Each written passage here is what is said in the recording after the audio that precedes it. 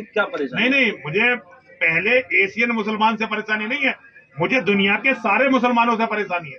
क्योंकि मैं मुसलमानों को ये मानता हूँ जो सतयुग में, त्रेता में और द्वापर में जिन्हें राक्षस कहा जाता था, वो कलयुग में मुसलमान है। मुझे तो सारे मुसलमानों से परेशानी है, मुझे भारत के मुसलमानों से परेशानी है, मुझे अरब के मुसलमानों से परेशानी है। पूरी दुनिया में मैं मुसलमान को मानवता का कैंसर मानता हूँ। और बल्कि मुसलमान छोड़ो, मुझे इस्लाम से परेशानी है और मैं चाहता हूं कि दुनिया के मुसलमान इस्लाम छोड़कर मानव बने।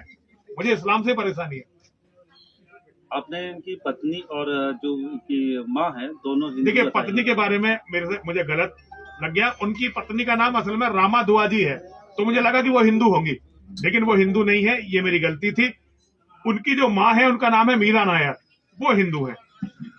आप तो पूरे मुसलमानों से आखिर क्या दिक्कत है, क्यों देखिए, परेशानी है? मुसलमान को आप समझिए, मुसलमान मानवता का कैंसर है। वो जहां भी, अगर जब तक मुसलमान कुरान को फॉलो कर रहा है और मुसलमान मोहम्मद को फॉलो कर रहा है, तब तक उसका लक्ष्य है दुनिया में हर किसी का जो इस्लाम को नहीं मानता, पहले उनका कत्ल और बाद में आपस में एक दूसरे का कत्ल।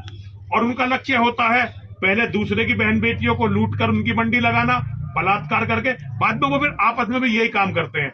दूसरों के पहले मठ मंदिरों को तोड़ते हैं, बाद में अपनी भी मस्जिदों को आपस में तोड़ते हैं। तो मैं ऐसे लोगों से ये कहना चाहता हूं कि वो इस्लाम को छोड़े और मानव बने।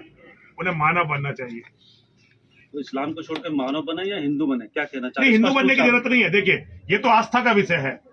वो जो उनके अंदर नकारात्मकता भरी हुई है, जो वो ये समझते हैं कि हमारे अलावा सारे काफिर हैं और जितने काफिर हैं ये कत्ल करने के योग्य हैं, और काफिर की जो बेटियां हैं, इनकी जो घर में पत्नियां हैं, वो बलात्कार करके मंडियों में बेचने के लायक है, और काफिर के देव प्रतिमाएं तोड़ने के लायक है, उनके मठ मंदिर उजाड़ने के लायक है, उनकी जमीनों पर हमें कब्जा करना है। ये जो भावना है, इसे छोड़ें, इस गंदगी को छोड़ें और मानवता की तरफ चलें।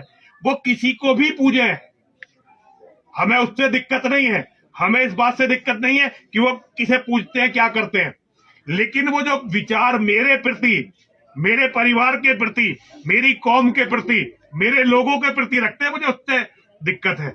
मैं किसी को भी ये अधिकार नहीं दे सकता कि वो मन में ये कल्पना करे कि वो मेरे बच्चों का, मेरे शेरों का कत्ल करके मेरी बहनों बेटियों के साथ बलात्कार करेगा, उन्हें मंडियों में बेचेगा। ये अधिकार हम किसी को नहीं देंगे। धन्यवाद।